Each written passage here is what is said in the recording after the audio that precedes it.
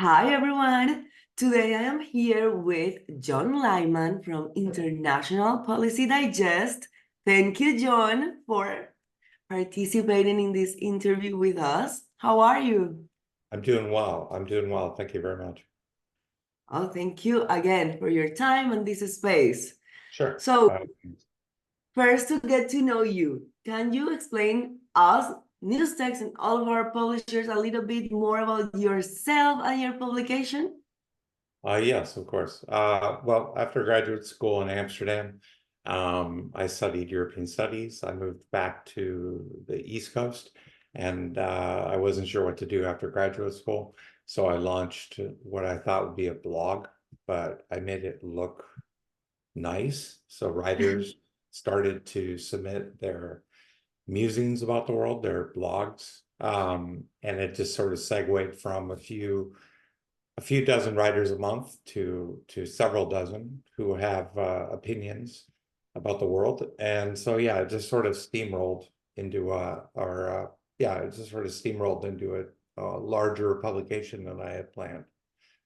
The Okay. elevator pitch would be essentially I give voice to the voiceless. So what that means is writers throughout the world, whether in Bangladesh, Pakistan, India, America, Europe, wherever, if they have a concern, they don't really have an outlet to submit Right. their opinions about the world. They can start their own blog, or they could go to Medium. But essentially they use my website because I have a fairly quick turnaround time with content, news content, and I'll edit their articles to be more professional. So somebody who's not a native English speaker in, Panama or Brazil or where have you, um, they're they're looking to have their writings polished, and that's what I do. Okay. So yeah, that's essentially it. Okay, that's great. So you basically like answered my first question. That was like, what is the purpose of your publication? So is it the purpose is like giving voice to the people that don't have a voice right now? Yes, that's the purpose. It's essentially a news website to give every writer throughout the world a platform to publish their work, their news articles, opinions, movie reviews, tech pieces, AI, whatever, Bitcoin. If they have an opinion or they're an expert in a certain field, um, they will submit that article to me, and then I'll edit it, I'll polish it off, and then publish it. So essentially, I give writers a platform to publish really insightful analysis that reads Right. well. So Okay. yeah. And well, you were telling us that you were lost after college. How did you come up with this idea? Originally, not worked, I volunteered for a similar type of publication. It was much smaller as far as the number of submissions. Like every month, I'll edit and publish anywhere from 75 to 150 articles, typically about 1,000 or more words. And I'll create the images. So it's a really time-consuming process. But before, when I volunteered for a publication, it's defunct now. I like the editing aspect, looking at a piece of content, improving upon it, and then publishing it. I found it really rewarding. I don't know why. Um, it's very zen editing to me, and creating images and everything with Photoshop. So, yeah, so today I just fell into it. I didn't study editing news publications or journalism in school. I studied political science and European studies. Oh, So everything I've learned with editing, I've learned along the way. So Chicago School, AP, all that. And I had no background in any of that. So basically, over the decade, I've, become much more of an expert on editing. So, and also right. the trick is to editing different types of English. So, British English to American English, that sort of thing. So that's also that's an aspect I've discovered that I'm quite good at as well. Okay, so have you ever had like a writing job or you've always been in edition? No, I've always just edited. I will Okay, write for the publication. I'll do interviews with newsmakers, authors, ambassadors. I've had a few ambassadors over the years I've interviewed. Um, because they have an opinion or they have a concern or they want to right. a lot of times is they want to promote themselves, but I offer that platform because people read it. um so no, I don't write primarily. I primarily spend 80%, 90% of my time writing or editing. i Editing, will I will take the text and improve it, so I'll write a bit more, I'll do some research, of I'll course. add text to give it context to improve it. So yeah, I maybe write, 2 or 3 pieces a month for the website. Okay, Yeah. okay.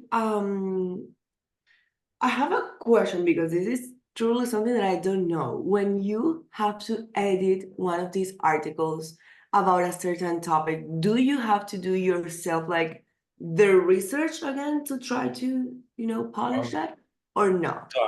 Trust factor that I have with the writers that they're not going to make wild claims. In editing, you can usually tell if somebody's, to be blunt, BSing you with a claim or trying to you know, create a bit of a noise in an article, and they'll not make something up, but they'll take a nugget of information and they'll try to run with it. And usually I'm pretty good at catching that. But most of the content is about an area of the world that usually can Google. So if I have a specific question, but I've never Yeah. had authors, I've had Russians try to, well, the Kremlin have tried to do like create articles and submit them because they're trying to do one of their campaigns, their disinformation campaigns. I've had a few of that with the Russians and the Eastern Europeans who are pro-Russian submit articles, try to pretend Right. legit news pieces.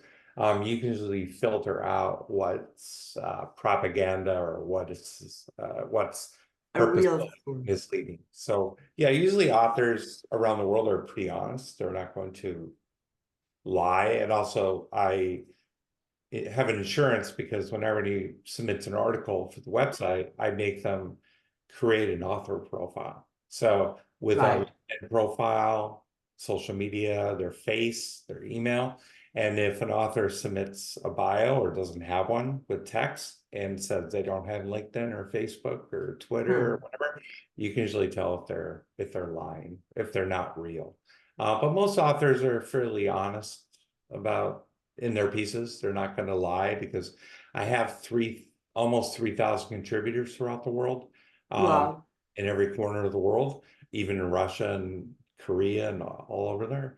And most of them are returning contributors, so they'll write more than one article. So Right. they're going to be upfront with me and honest, which I appreciate. So yeah. Okay, okay, perfect. So do you need to use like any kind of tools, platforms, softwares, anything like that for your like edition process? I try to avoid AI like ChatGPT. Right. Um, it is a tool that I could turn to. And for authors who have basic level of English, I'll use ChatGPT to improve upon that article, but then I'll edit the article after I've sent it through for improvements. I have a German author who's very passionate about the world, and also some Bangladeshi writers.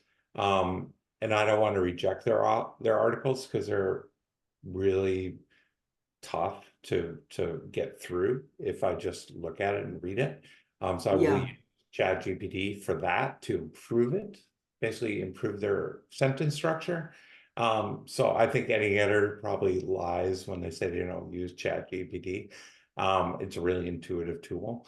But I use Grammarly, I find useful, to help Yeah. catch commas.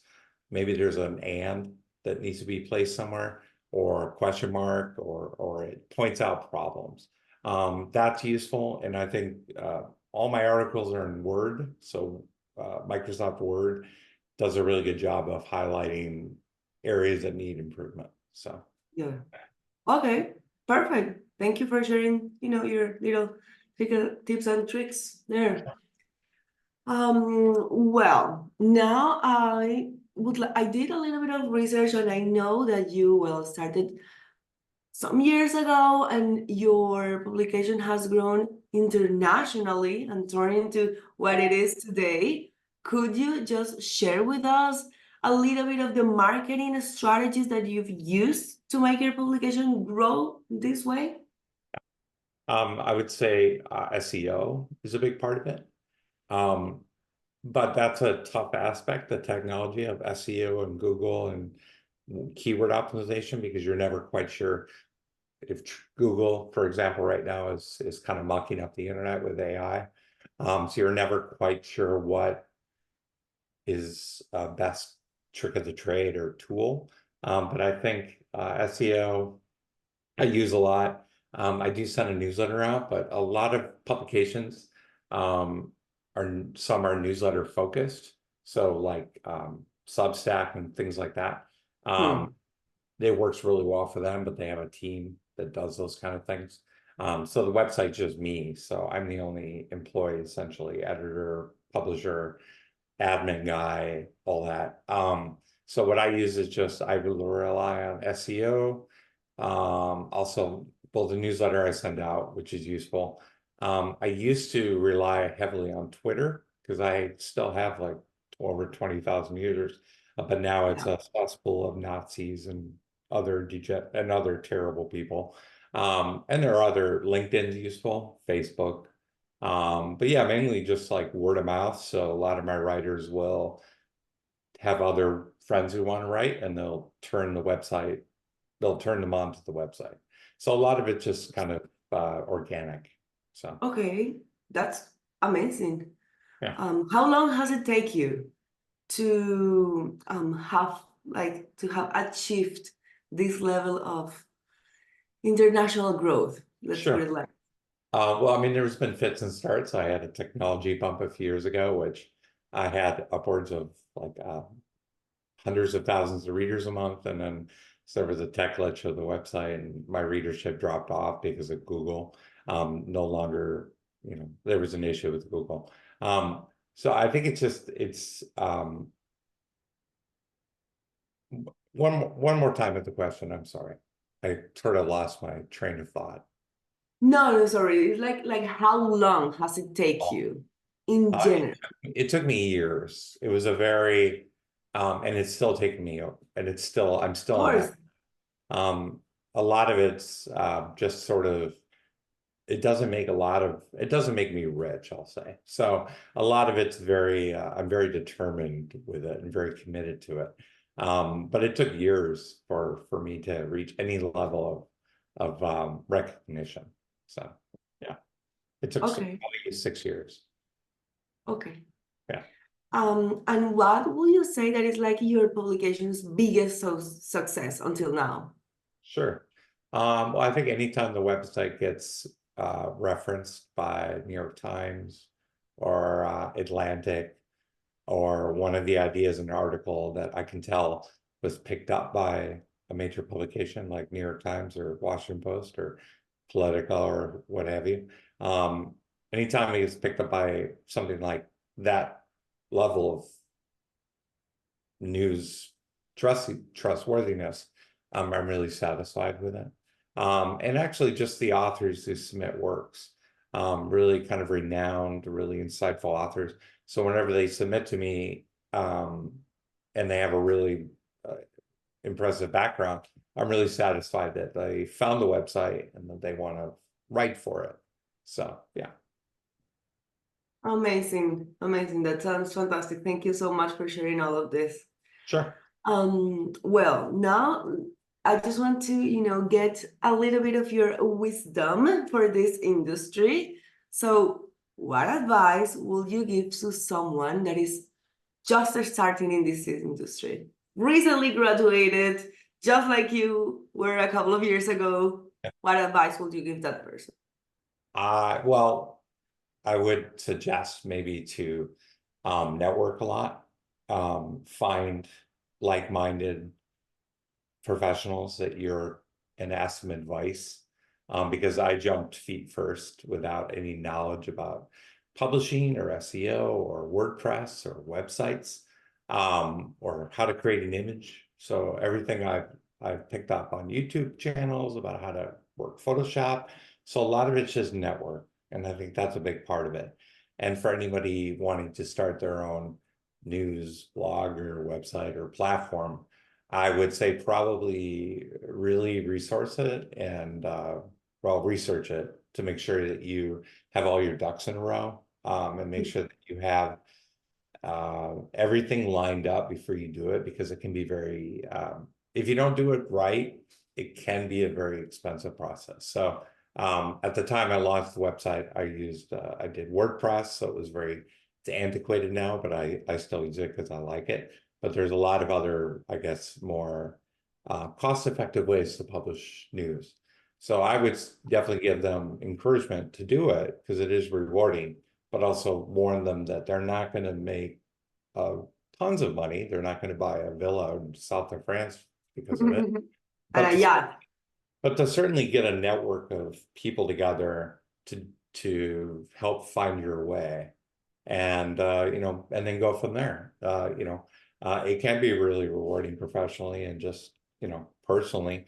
But yeah, if they don't, it can be a frustrating process if you don't have the background or you're not entirely sure what you're doing and feeling okay. your way along the way. That can be very frustrating. So I would say definitely just research it, get a network of people, make sure that you have the resources in place for it. It can be expensive, so make sure that you can definitely afford a budget and then go from there. Okay, perfect. Pretty handful tips. Thank you so much. Sure. My last question to let you go would be about Newstex, and it's like, what made you trust us to syndicate your content with us? Well, just the professionalism of it, your approach, how it's presented.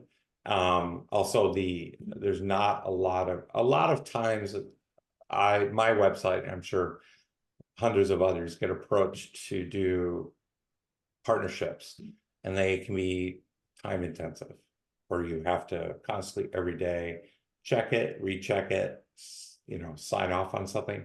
And Newstex was, I think, a more of a kind of a simplistic approach to it, and as a way to make revenue. But that was sort of the appeal. Is this something I can sign up for? I don't have to worry about it every single day because there's already enough to worry about with a website like mine, and just a daily everything with content and admin, social media and stuff. So I think that's the biggest appeal, is that it's not, I don't want to say hands off, but it's sort of, it's simple. It's a simplified process to make revenue.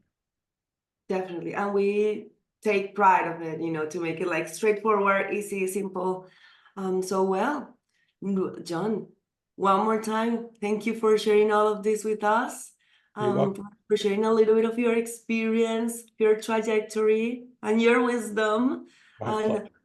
yes, we'll be, watching what are you going to do next and where international policy digest is going to go.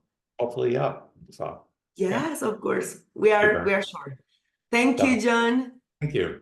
All right. Bye-bye. Bye bye. Bye.